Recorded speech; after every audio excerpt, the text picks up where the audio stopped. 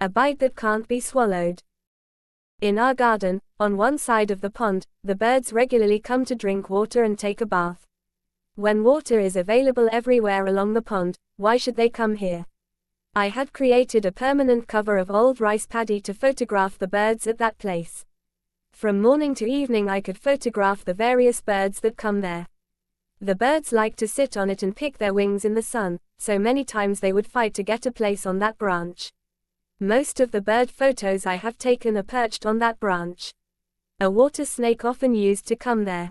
Only when it came, all the birds made a noise and screamed and flew and sat on the distant trees. They would not come close to the water until the snake was in front of the hole. Catch and eat the fish and usually receive 2 per month. Neither the snake nor the bird had seen the frog. Snake feed once a month. One day all the birds flew and sat on the tree. That's when I knew that the water snake might have come in the ditch that way. I peeked out from the hiding places I had created. The water snake did not catch my eye at first. Since there were many gaps of garbage on the side of the pit, I guessed that they might be hiding somewhere. But it was sad to think that the birds would arrive unless it got rid of it. I wanted to get out of hiding and chase it, but I kept quiet thinking that it might scare the birds. After a while, when I looked, I saw that the snake was sitting with its head out of the water. The eyes and noses were kept out of the water level and they were sitting as if they were waiting for something. Its winding face was clearly visible in the crystal clear water of the pit. 29. What is actually the relationship between snakes and eels? An analogy is that water snakes swim easily underwater like eels, except that snakes have lungs to breathe.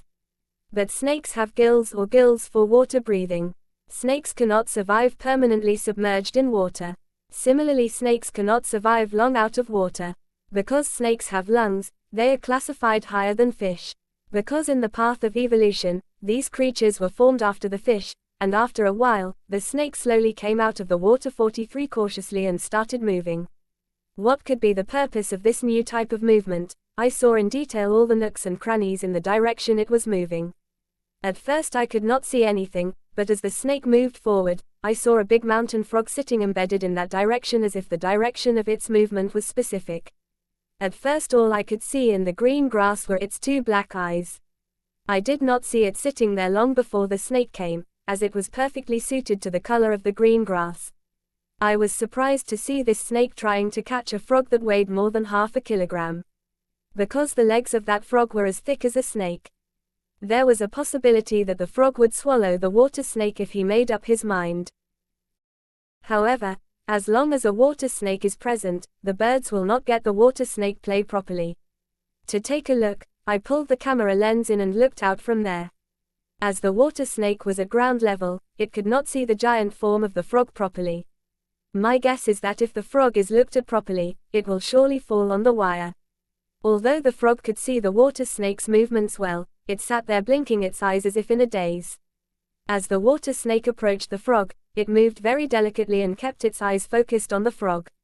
Like a frog, this tiny animal did not even consider the proximity of the snake. But my and the frog's assumptions were completely wrong. A water snake does not seem to have a long and wide rim of its mouth.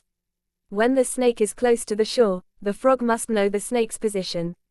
As it jumped, the water snake's head darted over the frog and firmly bit the frog's thighs. However, both of them were swept away by the rush of the frog.